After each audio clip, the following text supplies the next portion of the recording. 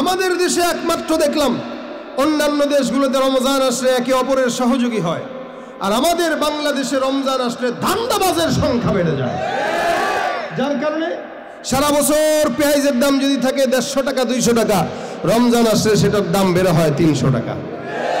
একটা বেগুনি যেটা এই সময় 5 টাকা পিস থাকে, 10 টাকা পিস থাকে, রমজান আসলে 15 থেকে 20 টাকা পিস। তাও একটা বেগুন দিয়া বেগুনি বানায় 50টা, ভিতরে কিচ্ছু নাই, খালি চামড়া, আর উপরে খালি বেসন আর ময়দা। কি ঠিক না? কত বড় ধান্দাবাজ! একটা বেগুনকে 50 পিস বানায় বিক্রি করে, তাও পিস 15 থেকে 20 টাকা। গরিব দুঃখীরা খেতে পায় না, আর আমার দেশের সিন্ডিকেট নামক 2 নম্বরী ব্যবসায়ীরা এদেশের জনগণ থেকে আহাত তুলে নিয়ে কানাডায় বাড়ি করার ধান্দা করে। যারা এরা দেশের বন্ধু হতে পারে না, এরা চিরন্তন শত্রু, ঠিক কিনা জোরে? এদেরকে চিহ্নিত করবেন। আর যারা ব্যবসায়ী আছেন নিজেরা নিজেদের জায়গায় চেষ্টা করবেন, রোজার মাসে আমরা কোনো ইমানদারদেরকে ঠকাবো না। অন্য যদি দাম বাড়ায় আমি বাড়াবো না, অন্যের চেয়ে আমি প্রয়োজনে 10 টাকা কমে দিব, তাও রোজাদারকে খেদমত করব। কি ঠিক না? এটা নিয়ত করবেন। এই ধান্দাবাজি সারা মাস করে, সারা বছর করেন, রমজানে করেন না। সারা বছর করলেন, রমজানে আরো বাড়ায় দেয়, কারণ রমজান মাসটাই হলো ধান্দাবাজির মাস তার কাছে। এই কারণে ভাই কি সাউন্ড আনছেন আপনি, আমি বুঝতেছি না। কে সাউন্ড তো ঝেনঝেনাইতেছে, কি করবেন এখন? এই যে আবার ইকো বাড়াই দিচ্ছেন, তো আরো কথা বোঝা যাবে না। দেখো আর এই গলা টানতে টানতে আমার গলা শুকাই দিচ্ছে। অথচ বহির্বিশ্বের হালত যদি দেখেন, আমি গত রমজানেও ওমরার হালত একটু বাড়ান হালকা, ওমরার সফরে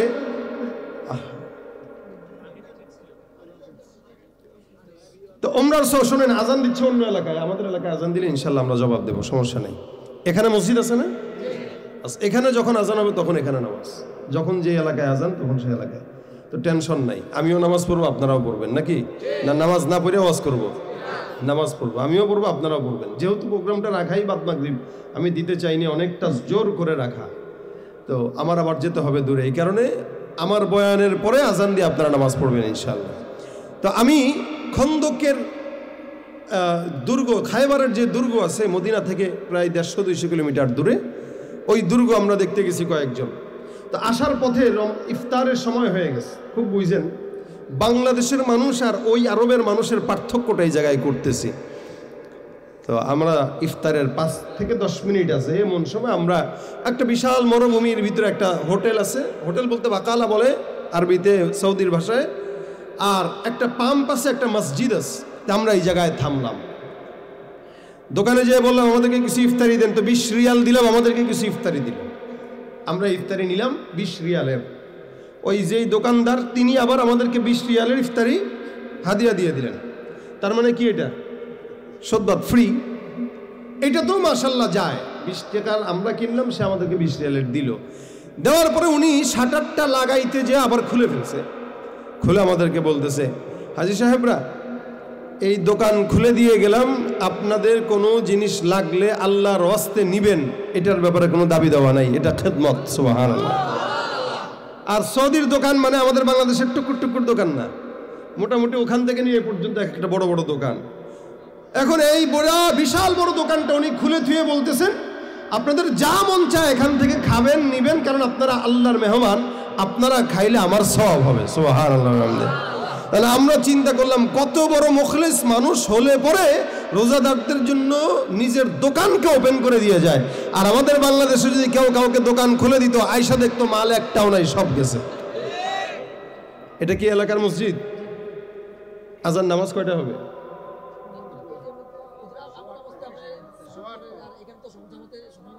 সোয়ারটা নামাজ হয়, এত আগে আজান দিয়ে দিল, বললেন না আগে?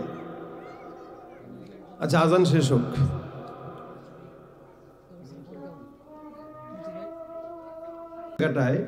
একটা আরবের মেহমানদারি আর বাংলাদেশের মেহমানদারি, কোথায় দোকানপাট খুলে দিয়ে চলে যাচ্ছে, এটা প্রত্যেকটা জায়গায়, বিশ্বের বহির্বিশ্বের সব জায়গাতেই রমজান আসলে মানুষ মানুষকে সহযোগিতা করে।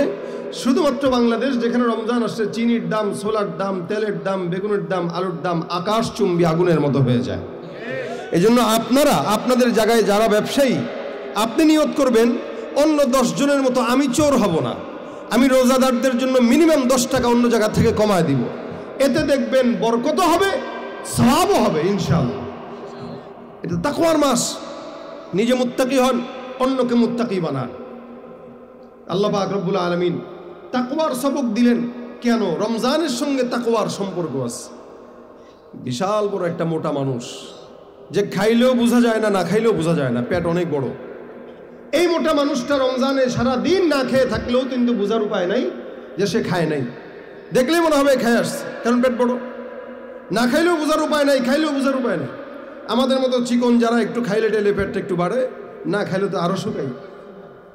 কিন্তু মোটা মানুষদের হালত কি? আর এই মোটা মানুষটা যদি চিন্তা করে আমি তো খাইলেও বোঝা যায় না, না খাইলেও বোঝা যায় না, তো একটা কাজ করি, ওই ভিতরে বসে বসে মোটামুটি ভালো মতো খেয়ে তারপরে সবাই বলবো আমি রোজাদার। কোনোদিন কি কেউ এরকম করেছে? না। একটা মানুষ গোসলখানায় যেও গোসল করার সময় যদি পানি চায় সে খাইতে পারে কিন্তু খায় না। অজু করার সময় যদি চায় সে পানি খাইতে পারে কিন্তু সে খায় না। এটা রমজান ছাড়া অন্য কোনো সময় হয় না। রমজান মাসে রোজা রেখে কোনো ইমানদার এটা করে না যে গোপনে একটু পানি খায় পেটটা ভরে তারপরে বলি যে রোজা রাখছি। এটা কেউ করে না। বরঞ্চ অজু করার সময় যদি পানি গলা দিয়ে চলেও যায়, বান্দা এসে ইমাম সাহেবের পিছনে দৌড়ায় যে হুজুর রোজাটা কি আছে না গেছে। কেন? লাআল্লাকুম তাত্তাকুন। রমজান মাসটা বান্দাকে মুত্তাকি বানায় দেয়, যার কারণে বান্দা তাকওয়াটাকে অন্তরের মধ্যে নিয়ে আল্লাহর ভয়ের জন্য বান্দা আরেকজনকে জিজ্ঞাসা করে রোজা আছে নাকি গেছে। অথচ এই বান্দাটা যদি পেট ভরে পানিও খায়, খাবারও খায়, বোঝার উপায় নাই, কিন্তু বান্দাটা কোনোদিন এই কাজটা গোপনেও করে না। কারণ বান্দার দিলের মধ্যে থাকে এইটা, আমি যে রোজাদার, আমার অন্তর তো জানে আমি কি পানি খাইলাম কি খাইলাম না। দুনিয়ার কোনো মানুষও যদি না জানে, আসমানের মালিক আল্লাহ জানে আর দেখে যে আমি পানি খেয়েছি কি খাই নাই। এই জন্য রমজানটা বান্দাকে মুত্তাকি হওয়ার সবক দেয়। আল্লাহ পাক রব্বুল আলামিন তাকওয়াবান হওয়ার জন্য আদেশ করলেন। রোজা রাখা অবস্থায় এখন থেকেই নিয়ত করব, এমন কোনো গুনাহ করব না যেই গুনাহটা রমজানের রোজাকে নষ্ট করে দেয়। যেমন বিশেষ করে আমরা রমজান মাসে অন্য কোনো গুনাহ না করলেও অন্যতম একটা গুনাহ করি, সেটার নাম হলো গীবত।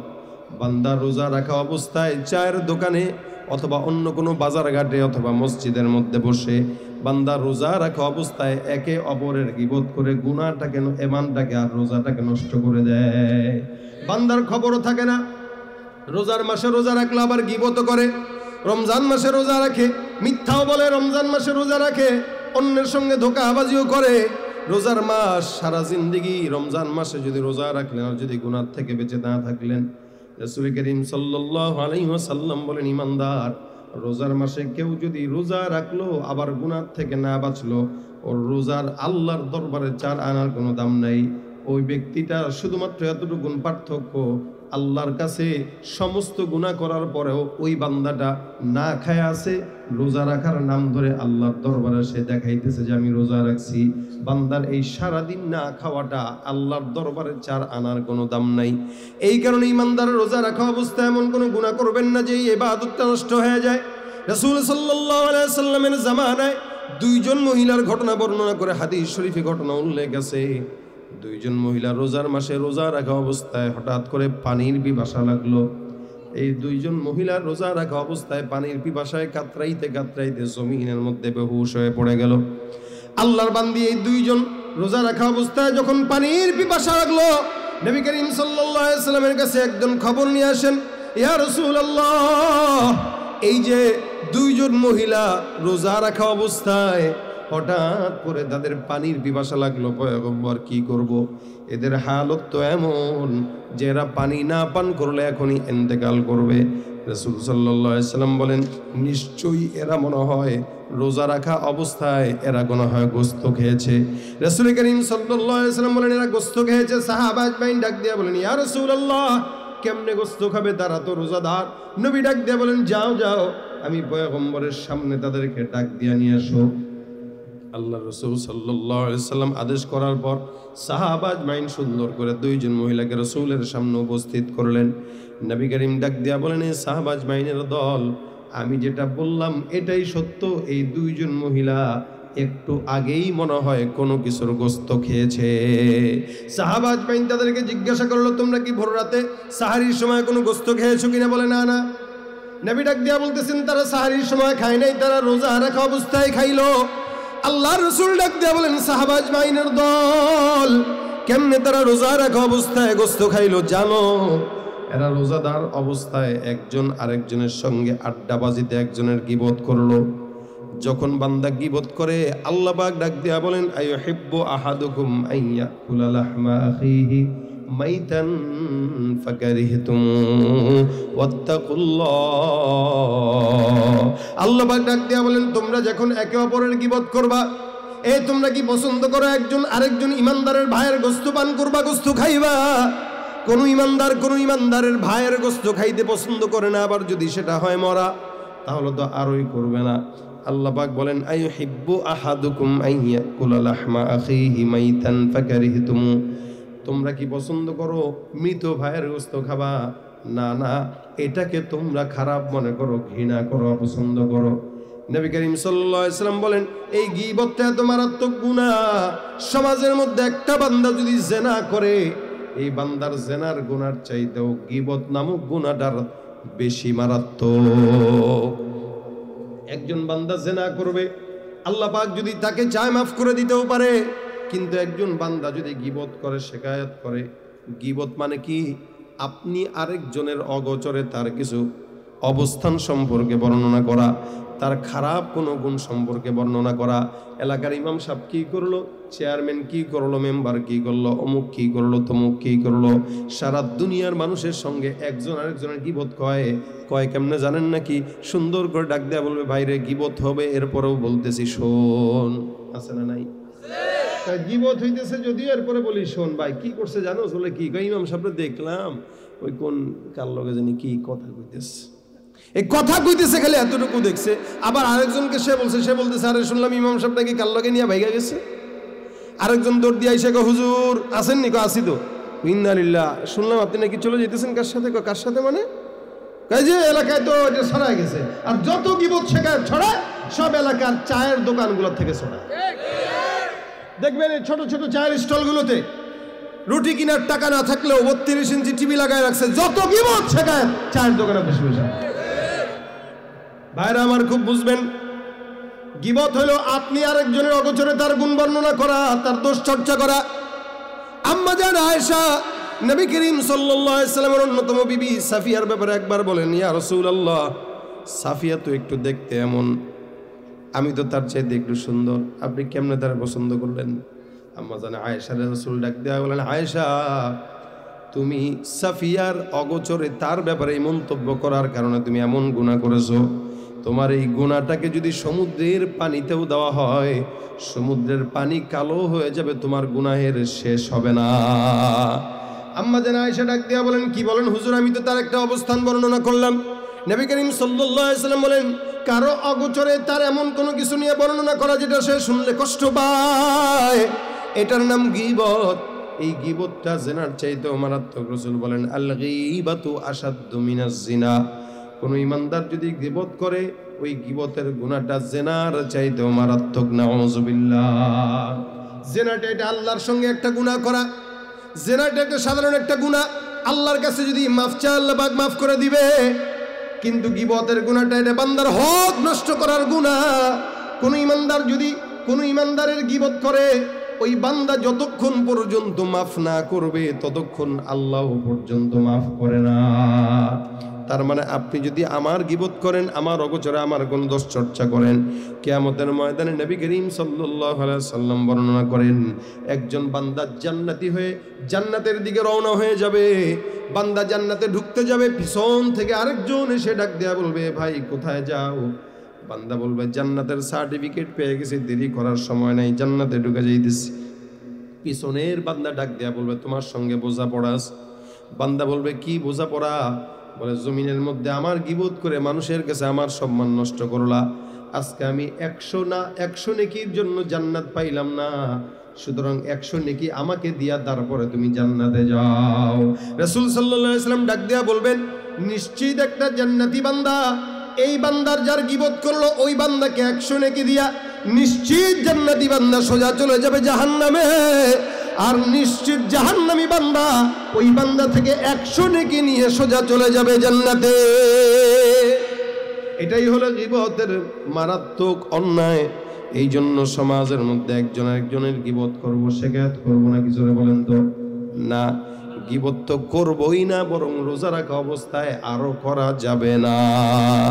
সাহাবা আজমাইন যখন ওই দুইজন মহিলাকে নিয়ে আসলো, নবী করিম সাল্লাল্লাহু আলাইহি ওয়াসাল্লাম ডাক দিয়ে বলেন, মহিলারা, তোমরা একে অপরের বিরুদ্ধে যখন বসছো তখন একজন একজনের সঙ্গে কথা বলছো বিরুদ্ধে।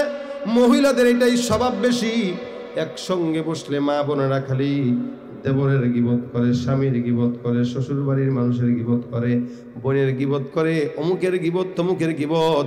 এই জন্য আল্লাহ পাক ডাক দেয়া বলেন, ইয়া আইয়ুহাল্লাযীনা আমানু লা ইয়াসখার কওমুম মিন কওমিন আসা আইয়াকুনু খায়রাম মিনহুম ওয়ালা নিসাউম মিন নিসাইন আসা আইয়াকুননা খায়রাম মিনহুম। আল্লাহ পাক পুরুষদেরকে ডাক দেয়া বলে, পুরুষের দল, তোমরা তোমাদের গর্ব করবা না তোমাদের দল নিয়া, তোমাদের গর্ব করবা না তোমরা তোমাদের সমাজ নিয়া, তোমরা গর্ব করবা না তোমাদের বংশ নিয়া। কারণ এমনও তো হতে পারে যেই বংশে তোমরা ছোট চোখে যেই বংশকে দেখতেছো, এই বংশটা আল্লাহর দরবারে দামি হতে পারে। মহিলাদেরকে আল্লাহ পাক বলেন, ওয়ালা নিসা উম্মিন নিসা, কোনো মহিলা কোনো মহিলাকে গালি দিবা না, খারাপ বলবা না। কেন? এমনও তো হতে পারে যাকে খারাপ বলতেছো আল্লাহর কাছে ওই মহিলাটার সম্মান তোমার চাইতেও বেশি, ঠিক কিনা? এই জন্য সমাজে পুরুষেরাও এগুলা করে, মহিলারা আরো করে বেশি। আর মহিলাদের সবচেয়ে খারাপ বিষয় যেটা, যে কারো কাছে স্বামীর বদনাম গাওয়া, বসলেই বা স্বামীর বদনাম। মাশাআল্লাহ, সব মহিলারা এগুলো করে না, দুটি কয়েক যারা করে এদের ভিতরে দিনের বুঝ না থাকার কারণে করে। কোনো মতে যদি একটা ভাইয়ের লোকে পরিচয় হয়, বাইরে কয়, আহারে কইেন না ভাই গো, আমার স্বামীটা না, আপনি যেই মহব্বতটা আমারে করেন, আমার স্বামীটা যদি আমার এই মহব্বত করতো, এইটা দিয়েই শুরু হয় পরকিয়া। আসতে কয়েক আপনি আমার যতটুকু ভাইয়া, মানে যে মার্কেটে গেছে